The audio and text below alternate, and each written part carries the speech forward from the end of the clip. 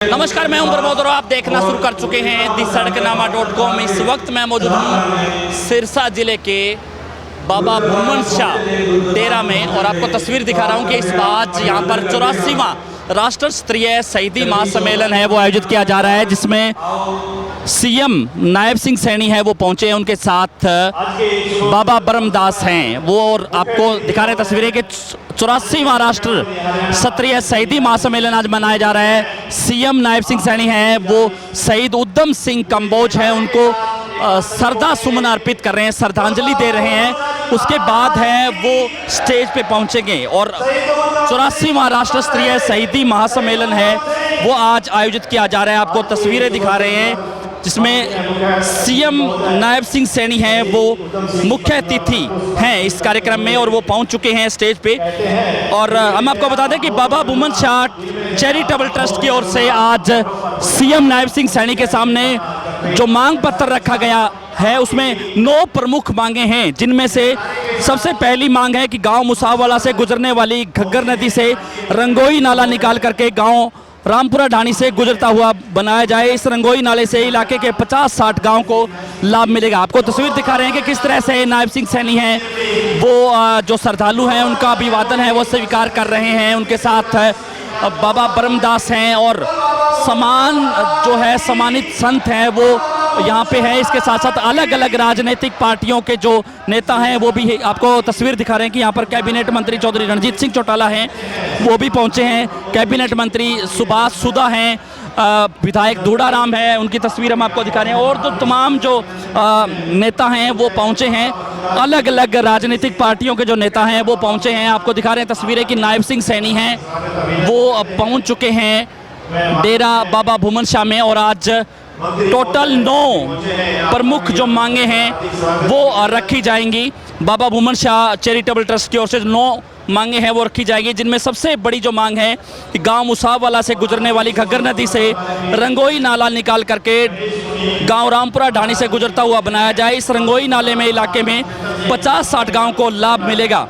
और उदाहरणतः बरोखा, बरुवाड़ी, दड़बी, संगर सादा, भावदीन, रामपुरा ढाणी, कौरपुरा, सुचान, कोटली सहित तमाम जो गांव हैं उनको घग्गर का पानी मिले। इसके साथ साथ जो दूसरी मांग है कि मुख्य सड़क नेशनल हाईवे 9 से ग्राम बाबा भूमन शाह संगर सादा तक लगभग 4 किलोमीटर सड़क के लिए भूमि अधिग्रहण करके 4 मार्गीय जो है बनाया जाए, यानी 4 लेन रोड बनाया जाए और हरियाणा के लोक निर्माण विभाग द्वारा बनवाई जाए, ताकि मुख्य धाम बाबा भूमन शाह जी से आने वाले श्रद्धालुओं को परेशानी का सामना है वो ना करना पड़े। इसके साथ साथ तीसरी मांग है कि ये जो मुख्य मांग है कि NH 9 के जो मोड़ है मुख्य धाम को गुजरने वाली सड़क पर क्यू शेल्टर बनाया जाए और बस स्टॉप बनाया जाए, ताकि सभी बसों का सुनिश्चित किया जाए ठहराव, ताकि मुख्य धाम को पहुंचने वाले श्रद्धालुओं में कोई परेशानी ना हो।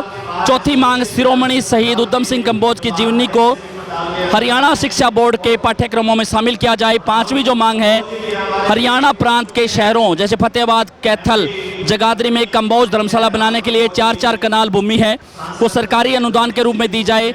6ठी जो मांग है पंचकुला शहर में शहीद उधम सिंह कंबोज धर्मशाला बनाने के लिए बाबा भूमन शाह चैरिटेबल ट्रस्ट की ओर से संगर सादा में सिरसा में एक के नाम से 1 एकड़ भूमि है वो अनुदान के रूप में दी जाए। 7वीं मांग है हरियाणा प्रांत के शहरों में जैसे सिरसा, करनाल, रादौर, शाहबाद, बुन्ना और कपाल मोचन, जगाधरी, कुरुक्षेत्र, रतिया के निर्माणाधीन जो कंबोज धर्मशालाएं हैं उनके लिए सरकारी अनुदान दिया जाए।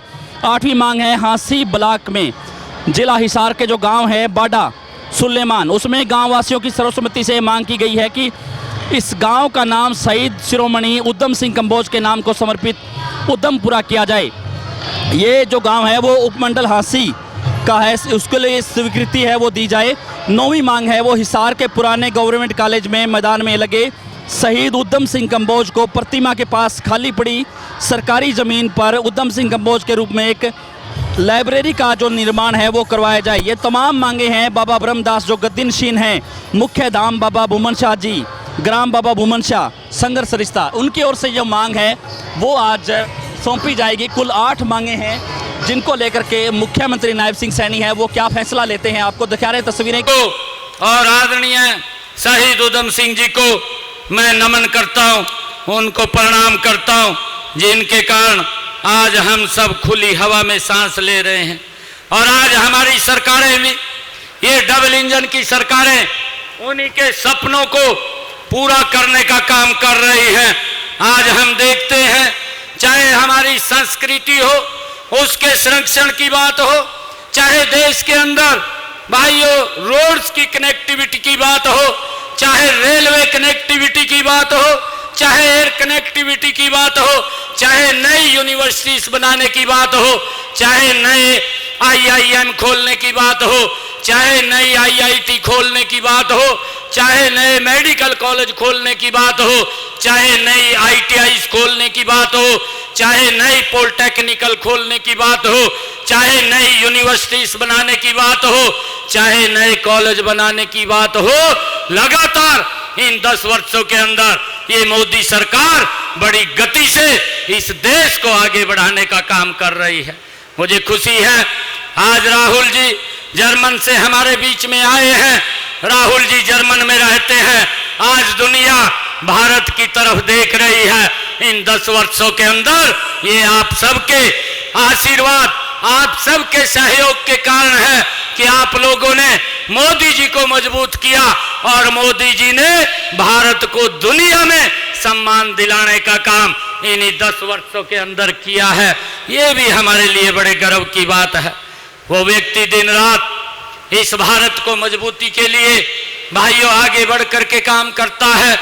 और चाहे हम अगर हरियाणा के अंदर भी देखें, हमारी ये डबल इंजन की सरकार, चाहे किसानों की अगर फसल का खराबा होता है, उस खराबे का मजबूती से उसके घर तक मुआवजा पहुंचाने की बात है, चाहे उसकी फसलें भी ज्यादा MSP पर खरीदने की बात है, चाहे बिजली को भी 24 घंटे देने की बात है। हम लगातार ये डबल इंजन की सरकार आदरणीय नरेंद्र मोदी जी के साथ उनसे कंधे से कंधा मिला करके भाइयों मजबूती से आगे बढ़ने का काम कर रही है। हम ये भी देखते हैं, चाहे बुजुर्गों के सम्मान की बात हो, हमारी सरकार ने 3000 रुपया बुजुर्गों का सम्मान भत्ता देने का काम हमारी सरकार कर रही है। और अब ऐसा सिस्टम बनाने का काम भी ये हमारी सरकार ने किया है कि अगर बुजुर्ग की आयु 60 वर्ष हो जाती है, किसी दफ्तर के चक्कर काटने की जरूरत नहीं है, घर बैठे ही उसकी पेंशन लग करके आ जाती है। ये इस प्रकार का सिस्टम ये हमारी सरकार ने खड़ा किया है। और अगर हम देखते हैं, चाहे बिना पर्ची बिना खर्ची के आज युवाओं को रोजगार देने की बात हो, ये हमारी सरकार बिना भेदभाव के काम कर रही है। और ये सपना अगर किसी का था, ये सपना शहीद उधम सिंह जैसे नायकों का इस देश को देखने का था।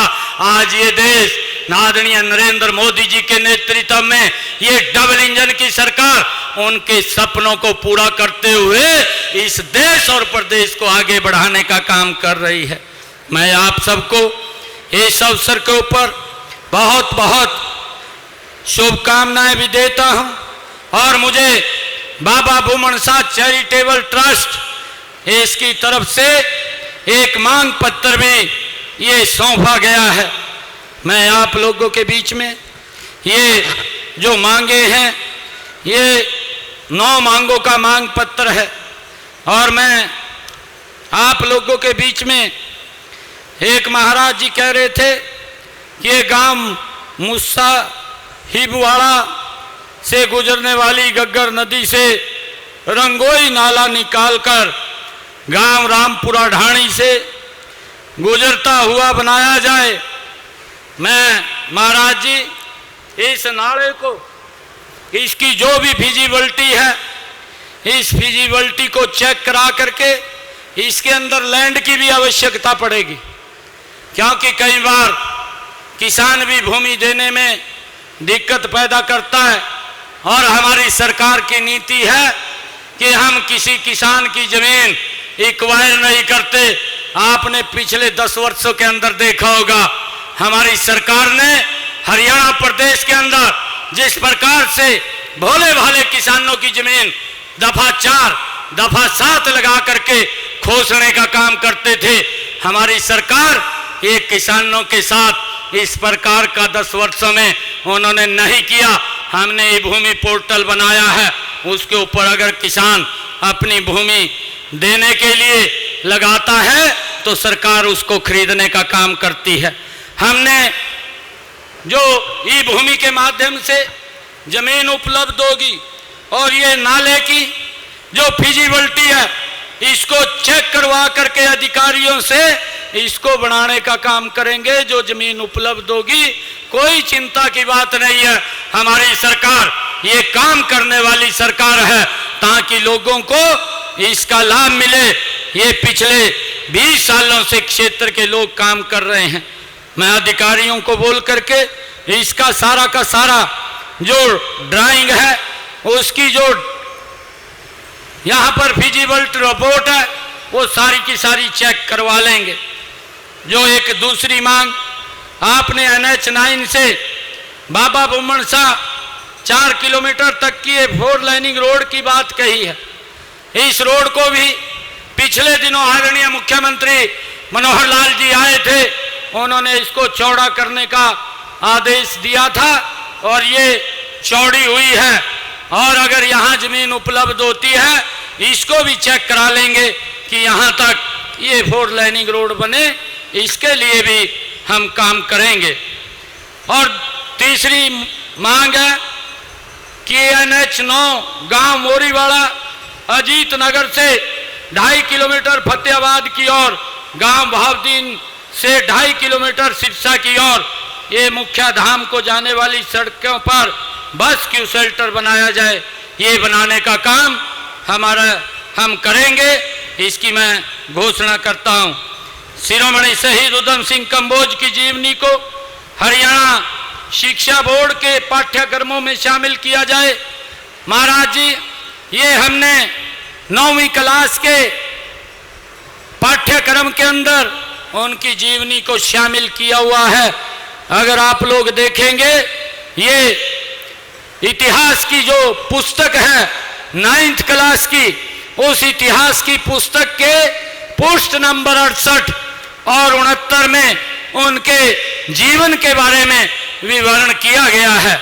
इसको हमने उसके अंदर शामिल किया गया है। हरियाणा प्रांत के शहरों फतेहाबाद, कैथल, जगाधरी में कंबोज धर्मशालाओं के लिए 4-4 कनाल सरकारी भूमि का अनुदान दिया जाए। मैं आज इसकी ये भी घोषणा करता हूं, क्योंकि हरियाणा सरकार ने धर्मशालाओं के लिए एक पॉलिसी बना रखी है। उस पॉलिसी के तहत जहां भी अप्लाई करेंगे, वहां पर जो आपने महाराज जी नाम लिखे हैं, वो भूमि उपलब्ध करवाने का काम ये हमारी सरकार करेगी। और भाइयों, पंचकुला में शहीद उधम सिंह कंबोज धर्मशाला बनाने के लिए बाबा बुमन शाह चैरिटेबल ट्रस्ट संघर्ष सरिस्ता जिला सिरसा के नाम पर 1 एकड़ का भूमि लेने की बात आपने कही है। इसके अंदर भी जैसा मैंने कहा है महाराज जी, पॉलिसी बनी हुई है। उस पॉलिसी के तहत हमारे ये चैरिटेबल ट्रस्ट के पदाधिकारी अप्लाई करेंगे। मैं उनकी पूरी हेल्प करते हुए वो जगह दिलवाने का मैं काम करूंगा। और भाइयों, आज मैं यहाँ पर आया हूँ, कुछ धर्मशालाओं के लिए पैसे की भी बात वो इसके अंदर कही गई है। मैं जो भी महाराज जी ब्रह्मदास जी महाराज बैठे हैं, मैं 51 लाख रुपया आज यहाँ पर दे करके जाता हूँ। जहाँ पर भी बाबा जी उसको आदेश करेंगे, वो खर्च करने का वो काम होगा। हिसार के पुराने गवर्नमेंट कॉलेज के मैदान में लगी शहीद उधम सिंह की प्रतिमा के पास खाली पड़ी सरकारी जमीन को शहीद उधम सिंह कंबोज की लाइब्रेरी बनाने के लिए बनाई जाए। ये भी लाइब्रेरी उनके नाम से बनाने का काम ये हमारी सरकार करेगी। एक हांसी ब्लॉक में उपमंडल बनाने की बात है। उधमपुर जो उधमपुरा को समर्पित किया जाए, ये इसमें लिखा गया है।